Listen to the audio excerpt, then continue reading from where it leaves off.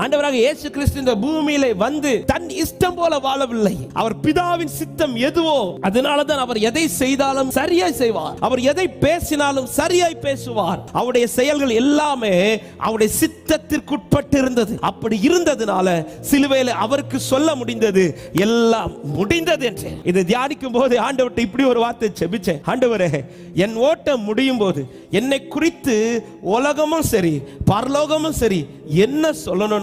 இவன் அப்படி சம்பாதிச்சான், இப்படி படிச்சான், இது இல்ல ஆண்டவரே, இவன் அவருடைய சித்தத்தை செய்து முடிச்சான்னு சொல்லணும்பா. ஊழியர்களுக்கு மட்டுமல்ல தேவ சித்தம் என்பது, தேவனால் தெரிந்து கொள்ளப்பட்ட எல்லார் வாழ்க்கையிலும் தேவன் ஒரு சித்தத்தை வச்சிருக்கிறார். எல்லாருடைய லைஃப்ல ஏதோ ஒரு சித்தம் இருக்கிறது. அதை கேட்டு அறிந்து அதை செய்து முடிக்க பிரயாணம் பண்ணுங்க. அதுதான் தேவன் கொடுக்கிற தருணத்தில் நாம் செய்ய வேண்டியது. சித்தத்தை அறிந்து செயல்படுத்தணும், கனி கொடுக்கணும். சித்தத்தை செய்கிறவனா இருந்தாலே போதுங்க, கனி கொடுக்க வச்சுட்டே இருப்பாருங்க.